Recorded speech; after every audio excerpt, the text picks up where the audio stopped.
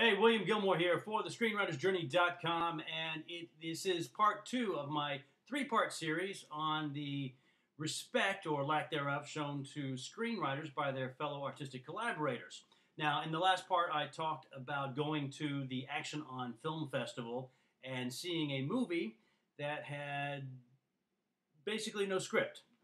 There was a very, very rough outline, and that's being generous, and the actors were asked to wing the story, and there were some serious problems with that. But what really got me was in the talk back afterwards, where the actors and the director even sort of decried the role of the screenwriter, and basically said screenwriters weren't necessary. Just trust the actors and let them use their incredible skills and training and whatever. And it left me feeling rather frustrated, aggravated. I was fuming when I left. And then just 2 days later, I went to one of my writers' workshops and experienced something similar. There was a new writer in the group who, I don't know how experienced she is as a writer, but she's new to the group. And the piece that she brought in was actually decent. It was a short film. It was very quick, very witty. The dialogue was very snappy, some really nice moments. The action was a little overdone, but nothing that couldn't be cleaned up easily. And it was a cute piece, and it'll make a really nice short, I think. But as we went around the table giving our feedback, one of the other people on the panel, I guess we'll call it, is an actress with aspirations of being a writer herself. And her very first comment was, "I was offended. This is insulting to actors. You're doing their job for them. This is just not the way you do things. You're stepping on our toes," and on and on and on and on. And this is a comment that I've heard a lot from other actors. I've heard it from writers in the online forums. I've heard it in seminars and in other workshops. This seems to be almost a go-to criticism of someone's writing when maybe you can't come up with anything else. And I didn't see anything in the piece that was offensive or insulting. It was a little bit overwritten in the action, but again, that can be trimmed down a little bit and make it a better read.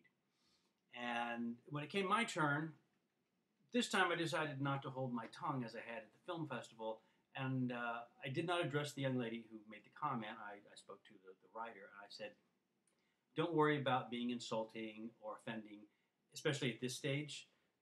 You're still working on the piece. It's yours. Until you have somebody who's interested in it, write it the way you want it." And it's also a piece that I believe she's trying to produce herself. So in that sense, it really doesn't matter because she's the one who's going to be working with it. And before I could finish making my comments, the actress, writer, on the other side of the table interrupted me and was like, "That's being a little harsh. I don't think you did it." I was like, whoa. Let's back up here. There's nothing in this piece that is insulting, except to someone who's maybe insecure. That was maybe a little harsh. I definitely did toss that zinger out. And she came back with, she fired right back at me. And she's like, "She is stepping on my toes. She is doing my job for me." And I was like, instead of, tossing out these jabs and telling her that, she needs to learn her job and that this is your job and this, that, and the other, maybe we should actually offer some specifics as to what you mean, and we can maybe clear up this situation. And instead of,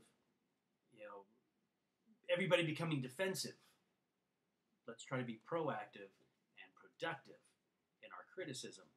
But this got me thinking, where does this comment come from, and why do I hear it so often? Is there something really wrong with the way writers are writing? It's not a comment that I really get, and I know a lot of other writers who don't get it, but some do. And it seems to be that it is some of the younger writers who aren't quite as seasoned yet, maybe haven't learned all the ins and outs. So I decided to test this theory a little bit, and we already know that we have one actor who's saying that it was offensive, but what about the directors? Because there's always this sense of people rushing to the aid in the defense of the directors, and you're stepping on their toes.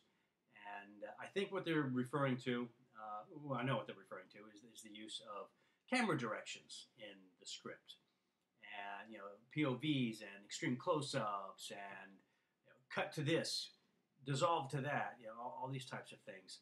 So I contacted a couple of directors and asked them, are you offended when you see these things in the script? And universally, every director said, no, I am not offended. But, and it's a big but, they don't like seeing them. Primarily because it takes them out of the story. And this is something that writers are always trying to do, trying to keep the readers engaged and keep them from the beginning to the end without putting that script down and putting it back into the slush pile or the circular file. And that's something I think writers really need to be aware of. That when they start putting in these directions on how to shoot things, well, first of all, once the director steps in, he's going to get together with his DP, and they're going to figure out how to shoot the piece. And as one director told me, once you're on set, everything changes. The set, your location, may not look the same as what the writer has envisioned. So it may work for the writer's vision, but once you're in reality and actually shooting, things will change, and all those things are going to be different. So you really don't need to put that in there, because what you're doing is you're taking the director or an agent, manager, actor out of the story and putting them in an edit bay. And you've completely lost your forward progression of your piece. So I think that's where this comment keeps coming from. One director said, it's sort of a crutch that inexperienced writers use because they're really trying to put forward their vision of the story, and their vision needs to come from a different place. Rather than giving technical jargon, they need to find the emotional core of the piece. So that's what we're going to look at in the next piece, in part 3, is how the writer can take their script and make those adjustments in it to keep the reader engaged and eliminate those comments and not feel that they're on the defensive for being called insulting, and maybe not be insulting if people really are. Although it said the directors did not feel that way. The actors tend to be a little more emotional about it in my experience. I can't say all of them are that way. And for the writers, why are the writers making this comment and rushing to the defense? And I'm going out on a limb here, but I think sometimes the writers, as we learn our craft and learn how to do things, once we start to step up a little bit and work our way up the ladder, it's very easy to look down on those who are trying to come behind us and learn the craft as well. And so once you have a bit of information, it helps make you feel a little more superior, that you know what you're doing, and to call them out on that. One, that's a wrong thing to do. You shouldn't call anybody out. You should be offering advice and not doing it in a way that makes you look better or feel better, because everybody's in this game together, and we need to be working to help each other, get our films made. It is a collaborative process. The writer has to work with the director. The director's going to work with the actors. Everybody's involved, and respect for each other is a much better way of approaching any project.